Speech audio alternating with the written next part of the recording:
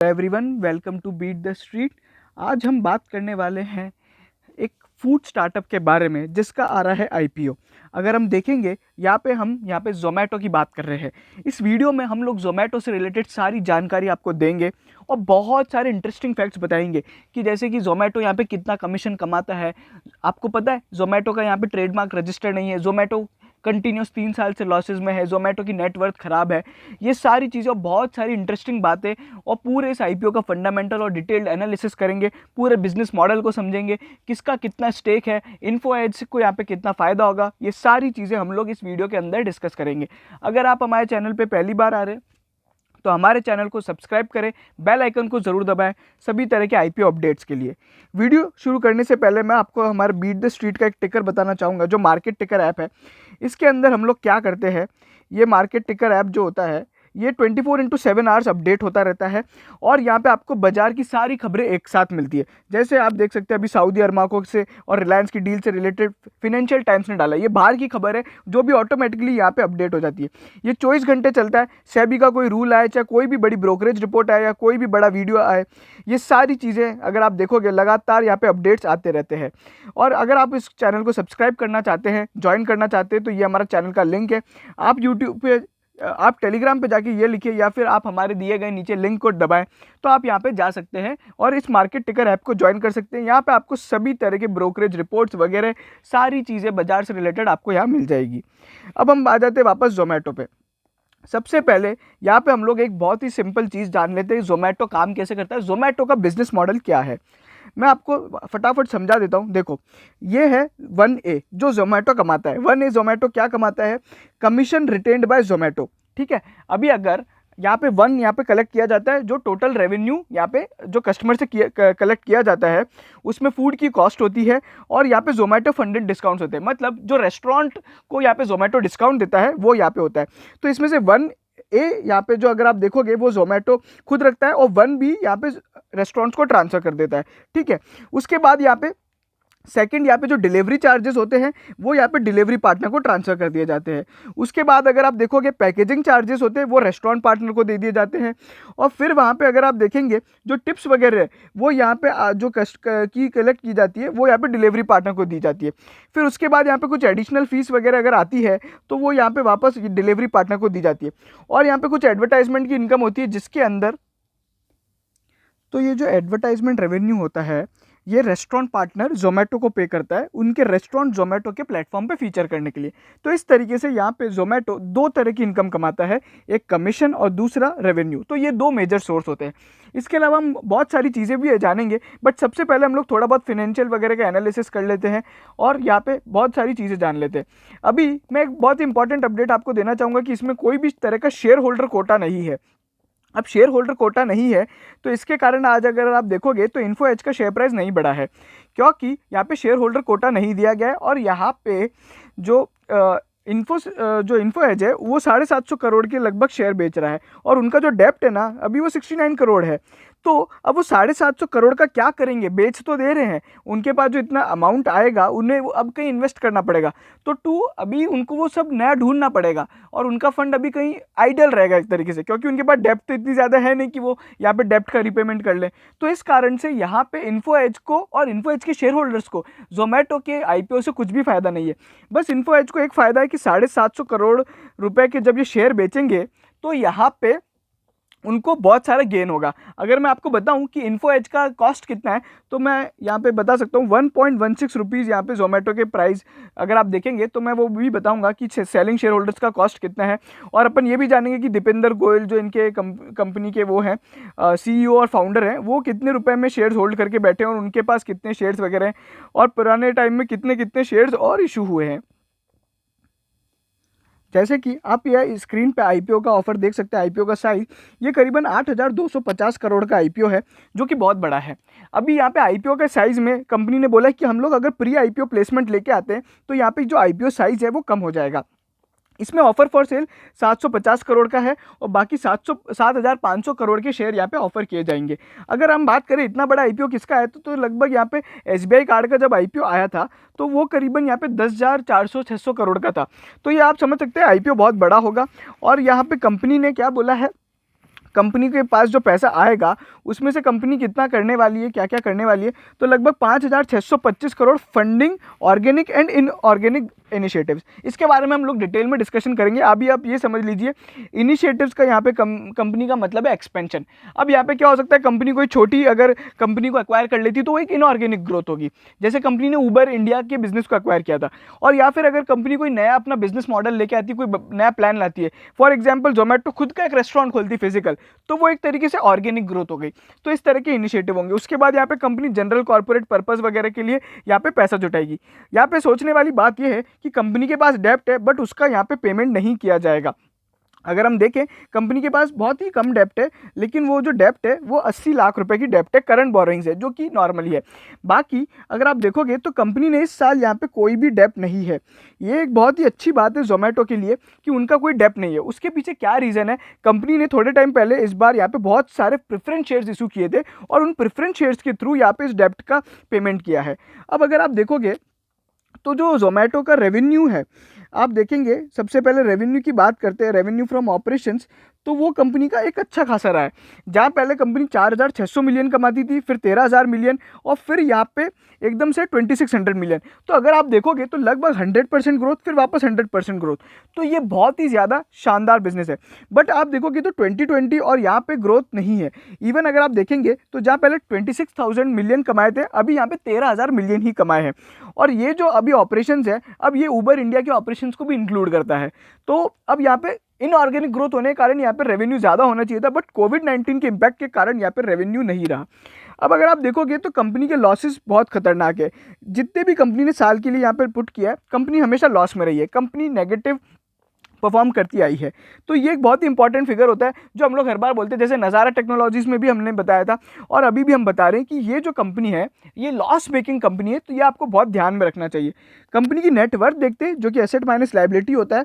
तो यहाँ पे कंपनी का जो नेटवर्थ है वो अब बहुत बढ़ गया है। उसके पीछे क्या रीज़न है, जो कि मैंने कहा 45,000 मिलियन की कंपनी ने यहाँ पे वो इशू किए थे, प्रेफरेंस शेयर्स इशू किए थे, जिसके कारण नेटवर्थ बहुत ज़्यादा बढ़ गया है।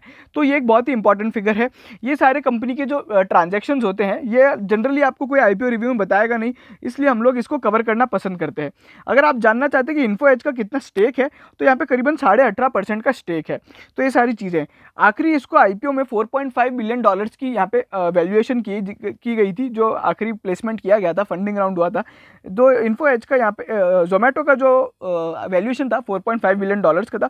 इस वीडियो में हम आपको इसकी वैल्यूएशंस के बारे में नहीं बता पाएंगे, क्योंकि कंपनी ने अभी डीआरएचपी फाइल किया है, कंपनी ने आरएचपी फाइल नहीं किया और यहाँ पे कंपनी ने इशू प्राइस नहीं बताया। ये इंपॉर्टेंट बात है। बाकी सारी चीज़ें आप देख सकते हैं। ओवरऑल कंपनी के जो रिजल्ट्स हैं उसमें रेवेन्यू बहुत प्रॉब्लमेटिक नहीं है, बट यहाँ पे लॉसेस प्रॉब्लमेटिक है। नेटवर्थ कंपनी की बढ़ गई है और डेप्ट यहाँ पे नहीं है। तो कुछ चीज़ें यहाँ पे अच्छी है, कुछ चीज़ें खराब है। अगर आप मुझसे पूछते हैं कि नज़ारा टेक्नोलॉजीज से अगर आप कंपेयर करके बताइए तो कैसा है, तो भैया उससे तो अच्छी हालत है, क्योंकि यहाँ पे बोरोइंग्स नहीं है और नेटवर्थ अच्छी है। ये दो बहुत अच्छे फिगर है और रेवेन्यू कंपनी का बढ़ता है, एक्सेप्ट कोविड-19 को अगर हम छोड़ दें तो केवल लॉस ही एक प्रॉब्लम है, जो यहाँ पे हम मान सकते हैं कंपनी रिकवर कर लेगी। अगर आप देखोगे तो कंपनी के खिलाफ बहुत सारे और कंपनी ने बहुत सारे लोगों पे केस कर रखा है। तो ये सारी चीज़ें हैं, ये आप देख सकते हैं, इसमें ज़्यादा कुछ होता नहीं है। बट यहाँ पे क्या हो सकता है कि ये सब जो केसेस होते हैं, अगर ये केसेस यहाँ पे जोमेटो के अगेंस्ट में आएंगी तो जोमेटो पे लाइबिलिटी आ जाएगी। तो यहाँ पे वो सारी लाइबिलिटीज़ यहाँ पे दे रखी है। अगर आप देखोगे तो कंपनी के अगेंस्ट जो लगभग केसेस हैं वो ये सारे हैं। तो अगर आप देखोगे तो ये सब आप देख सकते हैं, ये फिगर काफ़ी खतरनाक नहीं है, क्योंकि यहाँ पे कंपनी के जो ऑपरेशंस है वो काफ़ी बड़े हैं। तो मतलब जो अगर आप देखोगे तो ये जो केसेस वगैरह ये बहुत नॉमिनल है। हमने लोडा के आईपीओ में देखा था जहाँ पे बहुत ज़्यादा केसेस इन्वॉल्व थे। अगर आप देखेंगे कॉन्टीजेंट लाइबिलिटी बहुत ही कम है, 977 मिलियन है, जो कि बहुत ही नॉमिनल है। अगर आप 63,000 जो कंपनी का अभी नेटवर्थ है उसके अगेंस्ट आप देखते हैं तो 977 मिलियन कंपनी का यहाँ पे नेटवर्थ है। अगर आप देखेंगे तो कॉन्टीजेंट लाइबिलिटी है। तो ये सारी चीज़ें, फिर कंपनी की बहुत सारी सब्सिडरीज हैं जिसके आप नाम देख सकते हैं, और ये सारी चीज़ें हैं। और यहाँ पे कंपनी के बहुत सारे ये रिलेटेड पार्टी ट्रांजैक्शन की डिटेल्स है जो हमको ज़्यादा देखनी है। कंपनी की बहुत सारे बिजनेस है। अगर आप देखेंगे आउट ऑफ इंडिया भी जोमेटो काम करता है और जोमेटो के यहाँ पे बिजनेस दिखाए गए हैं। आयरलैंड वगैरह यूएसए में भी कंपनी के बिजनेस है। उसके अलावा जैसा कि मैं आपको बता रहा था कि कंपनी का यहाँ पे शेयर प्राइस कितने रुपए का, इन्फो एज की जो कॉस्ट है इन्फो एज के पास इतने सारे शेयर हैं और उसकी जो कॉस्ट है 1.16 रुपीज़ है केवल। तो अब आप समझ लीजिए कि जितनी भी आईपीओ प्राइस होगी उसको आप डिवाइड कीजिएगा आईपीओ साढ़े 700 करोड़ को यहाँ पे आप डिवाइड कीजिएगा आईपीओ प्राइस से, ठीक है। तो यहाँ पे जो अगर आप देखोगे तो यहाँ पे नंबर ऑफ शेयर्स आ जाएंगे, तो आप नंबर ऑफ शेयर्स को अभी मल्टीप्लाई करेंगे तो आपको कंपनी का टोटल गेन आ जाएगा।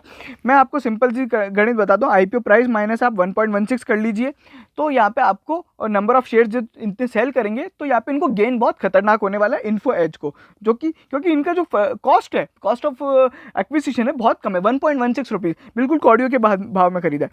फिर यहाँ पे कंपनी ने बोला प्री आईपीओ प्लेसमेंट जो हम लोग ला सकते हैं वो 1500 करोड़ का हो सकता है, और ओवरऑल जो 8250 का कंपनी का आईपीओ साइज है वो यहाँ पे 1500 करोड़ से कम हो जाएगा। अब जनरली क्या हो सकता है, प्री आईपीओ में कौन पार्टिसिपेट कर सकता है, बड़े बड़े इन्वेस्टर्स, दीपेंद्र गोयल या फिर यहाँ पे इन्फो एज यहाँ पे पार्टिसिपेट कर सकता है।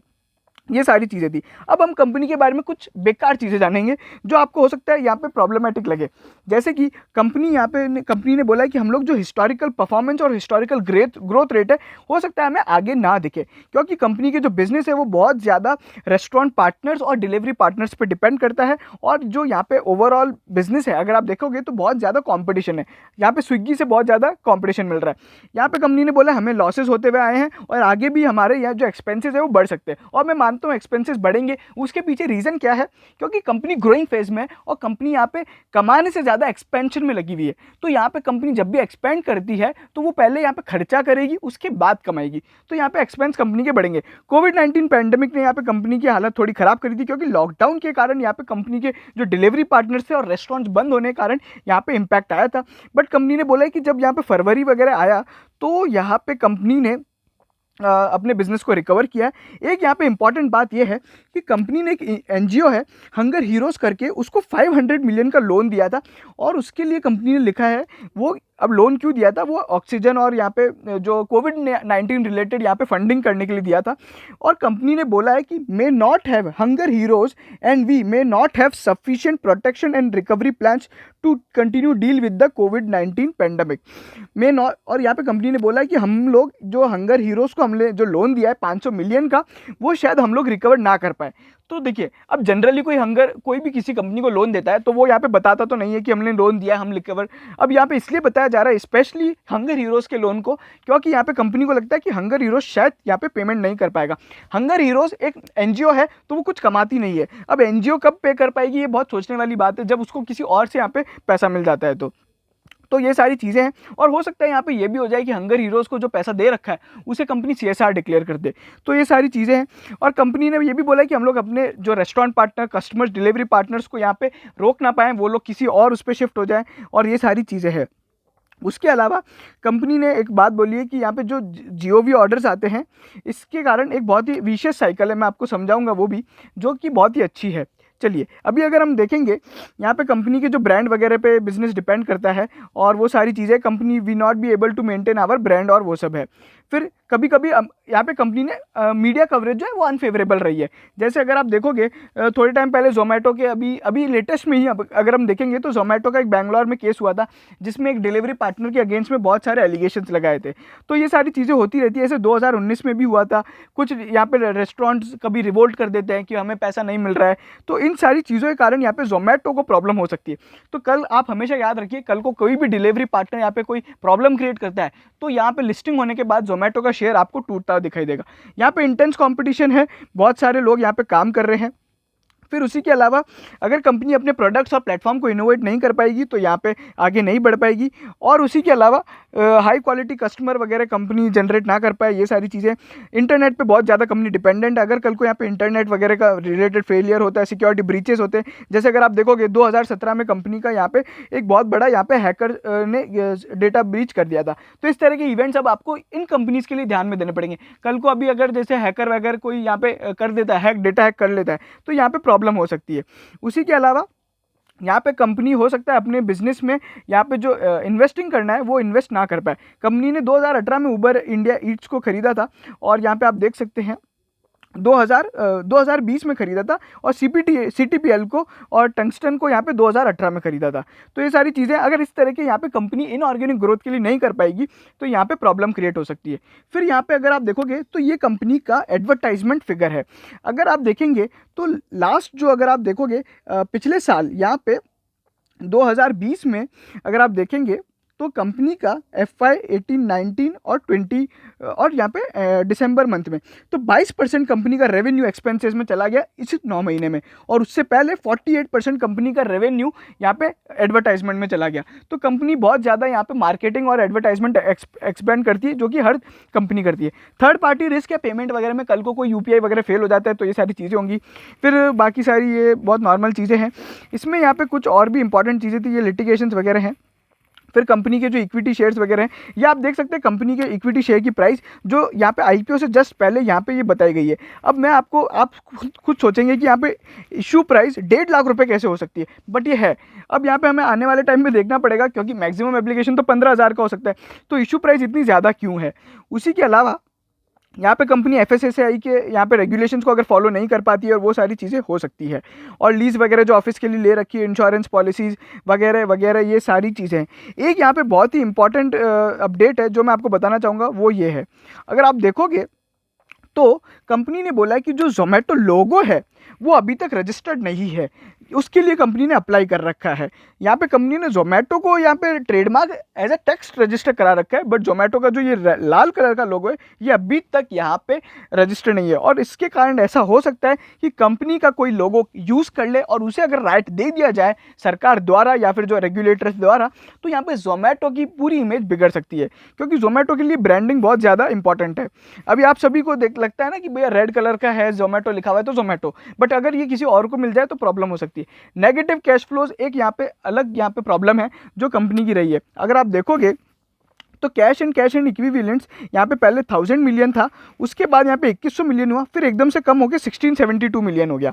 तो यहाँ पे कंपनी ने बोला है कि हम लोग ने रिसेंट पास्ट में नेगेटिव कैश फ्लोज देखे हैं, और यहाँ पे आने वाले टाइम में भी हम ऐसे देख सकते हैं। अभी कंपनी के कैश फ्लोज इसलिए ज़्यादा है क्योंकि कंपनी ने यहाँ पे अगर आप देखोगे ना, तो जो मैं आपको बताया था कि वो जो अपना फिनेंसिंग प्रेफरेंस शेयर से पैसा आया है वो ये रहा, वो लगभग नेट ऑफ करके 42 हज़ार है, बट ओरिजिनल 45,000 था, जिसके बारे में हम लोग डिस्कस करेंगे। फिर अगर आप देखोगे ये बाकी सारी चीज़ें, एक्सटर्नल रिस्क वगैरह क्या हो सकती है, रेगुलेशंस वगैरह सरकार के हो सकते हैं, तो ये सारी चीज़ें। अब अगर हम लोग यहाँ पे कंपनी का थोड़ा बहुत डिटेल्ड यहाँ पे वो फिनेंशियल स्टेटमेंट्स को देखेंगे, तो यहाँ पे हम लोग अगर जानेंगे कंपनी